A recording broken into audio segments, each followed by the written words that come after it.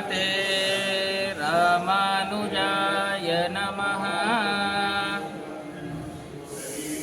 ॐ माधव देवकी देवगर्वजननं गोपीगृहे वर्धनं मायापूतनजीवतापहननं श्रीगोवर्धनोद्धारणं कंसादिच्छेदनकौरवादहननं कुन्तीसुतापालनम् एतद् श्रीमद्भागवतपुराणकथितं श्रीकृष्णलीलामृतम्।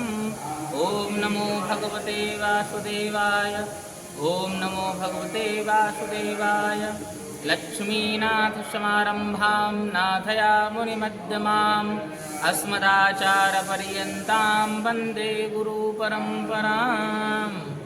वन्दे गुरुपरम्पराम्। श्रीमन्नारायण नारायण नारायण भजमन्नारायण नारायण नारायण श्रीमन्नारायण नारायण नारायण। लक्ष्मी नारायण भगवान की जय। वृंदावन बिहारी लाल की जय। एकादशी महारानी की जय। एकादशी महात्म की जय। जय जय श्री राधे। आज जो है कार्तिक शुक्ल पक्ष की एकादशी अर्थात हरि प्रबोधनी एकादशी है और इस तिथि को ही भगवान जो है चतुर्मासा भगवान का समाप्त होता है, भगवान जागृत होते हैं। तो आइए हम लोग कथा का श्रवण करते हैं। हरि प्रबोधनी एकादशी की कथा जो है भगवान श्री कृष्ण कहते हैं कि हे राजन, कार्तिक के शुक्ल पक्ष में जो एकादशी होती है उसका जैसा वर्णन लोक सृष्टा ब्रह्मा जी ने भी नारद जी से किया था वही मैं तुम्हें बतलाता हूँ। नारद जी ने कहा कि हे पिताजी, जिसमें धर्म कर्म में प्रवृत्ति कराने वाले भगवान गोविंद जागते हैं उस प्रबोधनी एकादशी का महात्म बतलाइए। ब्रह्मा जी कहते हैं कि हे मुनिश्रेष्ठ, प्रबोधनी का महात्म पाप का नाश, पुण्य की वृद्धि तथा उत्तम बुद्धि वाले पुरुषों को मोक्ष प्रदान करते हैं। समुद्र से लेकर सरोवर तक जितने भी तीर्थ हैं वे सभी अपने महात्म की अभी तक गर्जना करते हैं। गर्जना कब तक करते हैं? जब तक कार्तिक मास में भगवान विष्णु की प्रबोधनी तिथि नहीं आ जाती। प्रबोधनी एकादशी के उनको एक ही उपवास कर लेने से मनुष्य 1000 अश्वमेघ तथा 100 राजसूय यज्ञ का फल पा लेता है। जो दुर्लभ है, जिसकी प्राप्ति संभव है तथा जिसे त्रिलोकी में किसी ने भी नहीं देखा है, ऐसी वस्तु के लिए भी याचना करने पर प्रबोधनी एकादशी उसे प्रदान करती है। भक्ति पूर्वकम भक्ति भाव के साथ में उपवास करने पर मनुष्यों को हरि प्रबोधनी एकादशी ऐश्वर्य, संपत्ति, उत्तम बुद्धि, राज्य तथा सुख प्रदान करती है। मेरु पर्वत के समान जो बड़े बड़े पाप हैं उन सबको वह पाप नाशनी एकादशी अर्थात प्रबोधनी एकादशी एक ही उपवास से भस्म कर देती है। पहले के हजारों जन्मों में जो पाप किए गए हैं उन्हें प्रबोधनी की रात्रि का जागरण रुई की ढेरी के समान भस्म कर डालता है। जो लोग प्रबोधनी एकादशी का मन से ध्यान करते हैं अथवा व्रत करते हैं,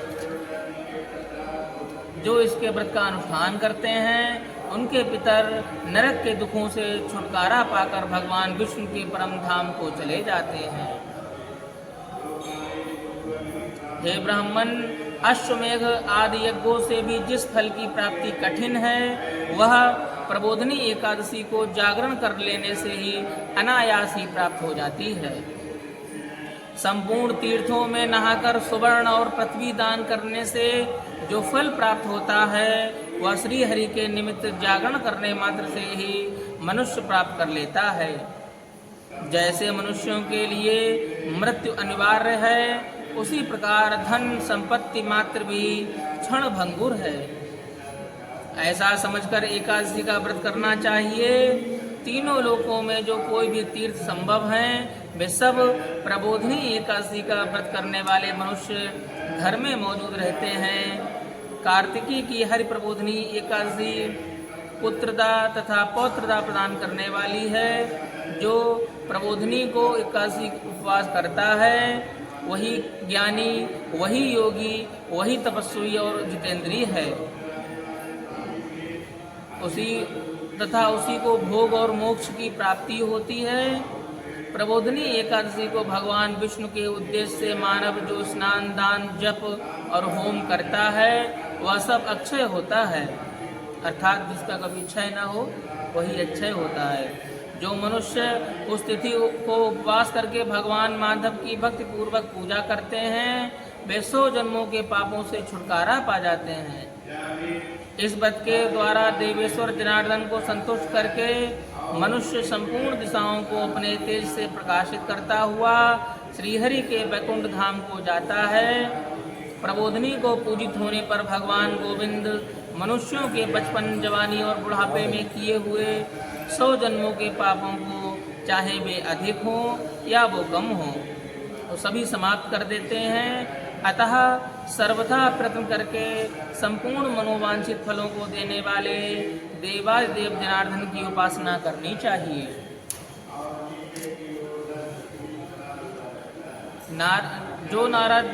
जो भगवान विष्णु के भजन में तत्पर होकर कार्तिक में पराये अन्न का त्याग करता है, जो भगवान विष्णु के भजन में तत्पर होकर कार्तिक मास में पराये अन्न का त्याग करता है वो चंद्रायण व्रत का फल पाता है। आज के दिन किसी का भी फलाहारी व्रत भी नहीं ग्रहण करना चाहिए, जो स्वयं का हो वही ग्रहण करो। मंदिर का रहा है जो प्रतिदिन शास्त्रीय चर्चा से मनोरंजन करते हुए कार्तिक मास व्यतीत करते हैं वो अपने संपूर्ण पापों को जला डालते हैं। जो 10,000 यज्ञों का फल प्राप्त करता है, कार्तिक मास में शास्त्रीय कथा के कहने सुनने भगवान मधुसूदन को जैसा संतोष प्राप्त होता है वैसा उन्हें यज्ञ, दान अथवा जप आदि से भी नहीं होता है। कार्तिक मास में कथा कहनी चाहिए, कथा सुननी चाहिए, भजन कहना चाहिए, भजन सुनना चाहिए एवं चर्चा करनी चाहिए, सत्संग होना चाहिए, सत्संग होना चाहिए, भागवत सत्संग। हाँ, पैसा फल जो है वो जप, दान और हवन से भी नहीं होता है। जो शुभ कर्म परायण पुरुष कार्तिक मास में 1 या आधा श्लोक भी भगवान विष्णु की कथा बाँचते हैं उन्हें 100 गौदान का फल प्राप्त होता है। हे महामुने, कार्तिक में भगवान केशव के सामने शास्त्र का स्वाध्याय तथा श्रवण अवश्य करना चाहिए। हे मुनिश्रेष्ठ, जो कार्तिक में कल्याण प्राप्ति के लोभ से श्रीहरि की कथा का प्रबंध करता है वह अपनी 100 पीढ़ियों को भी तार देता है। जो मनुष्य सदा नियम पूर्वक कार्तिक मास में भगवान विष्णु की कथा सुनता है उसे सहस्र गोदान का फल प्राप्त होता है। जो मनुष्य कार्तिक मास में भगवत संबंधी गीत और शास्त्र विनोद के द्वारा समय बिताता है उसकी पुनरावृत्ति मैंने कभी नहीं देखी।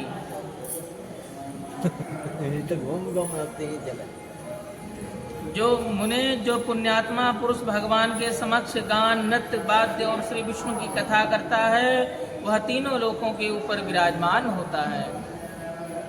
हे मुनिश्रेष्ठ, कार्तिक की प्रबोधिनी एकादशी के दिन बहुत से फल, फूल, कपूर, अर्गजा और कुमकुम के द्वारा श्रीहरि का पूजन करना चाहिए।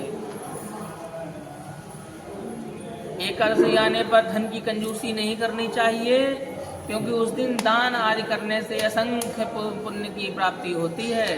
प्रबोधिनी को जागरण के समय शंख में जल लेकर फल तथा नाना प्रकार के दिव्यों से भगवान श्री जनार्दन को अर्घ देना चाहिए। संपूर्ण तीर्थों में स्नान करने और सब प्रकार के दान देने से जो फल प्राप्त होता है वही प्रबोधिनी एकादशी को अर्घ देने से करोड़ गुना फल प्राप्त होता है। हे देवर्षि, अर्घ के पश्चात भोजन, आच्छादन और दक्षिणादान आदि के द्वारा भगवान विष्णु की प्रसन्नता के लिए गुरु की पूजा करनी चाहिए। जो मनुष्य उस दिन श्रीमद् भागवत की कथा सुनता है अथवा पुराण का पाठ करता है उसे एक एक अक्षर पर कपिला दान का फल प्राप्त होता है।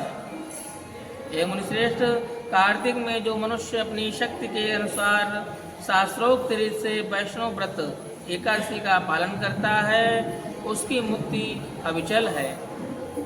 केतकी के एक पत्ते से पूजित होने पर भगवान गरुड़ध्वज 1000 वर्ष तक पर्यंत तक तृप्त रहते हैं। हे देवर्षि, जो अगस्त के फूल के भगवान जनार्दन की पूजा करता है, उसके दर्शन मात्र से नरक की आग शांत हो जाती है। जो कार्तिक मास में भगवान जनार्दन को तुलसी के पत्र और पुष्प अर्पण करते हैं, उनका जन्म भर का किया हुआ सारा पाप भस्म हो जाता है। जो प्रतिदिन जन दर्शन, स्पर्श, ध्यान, नाम, कीर्तन, स्तवन, अर्पण, सेचन, नित्य पूजन तथा नमस्कार के द्वारा तुलसी में 9 प्रकार की भक्ति करते हैं, वे कोटि सहस्र युगों का पुण्य विस्तार करते हैं। हे नारद, सब प्रकार से फूलों और पत्तों को चढ़ाने से जो फल प्राप्त होता है, वह कार्तिक मास में तुलसी के एक पत्ते से प्राप्त हो जाता है। कार्तिक आया देखकर प्रतिदिन नियम पूर्वक तुलसी के कोमल पत्तों से भगवान विष्णु श्री जनार्दन का पूजन करना चाहिए। 100 यज्ञों के द्वारा देवताओं का यजन करने और अनेक प्रकार के दान देने से जो पुण्य प्राप्त होता है, वह कार्तिक मास के एकादशी को तुलसी दल मात्र से ही केशव की पूजा करने पर प्राप्त होता है। इसीलिए कार्तिक मास में या एकादशी को विशेष तौर पर तुलसी का भगवान को अर्पण, तुलसी का भोग लगावें, तुलसी अर्पण करें, तुलसी चढ़ावें, तुलसी से पूजन करें, ये अवश्य करना चाहिए। इसी के साथ में यह हर प्रबोधनी एकादशी की कथा का महात्म जो है वो यही संपन्न होता है। बोलो एकादशी महारानी की जय, एकादशी महात्म की जय, लक्ष्मी नारायण भगवान की जय, वृंदावन बिहारी लाल की जय।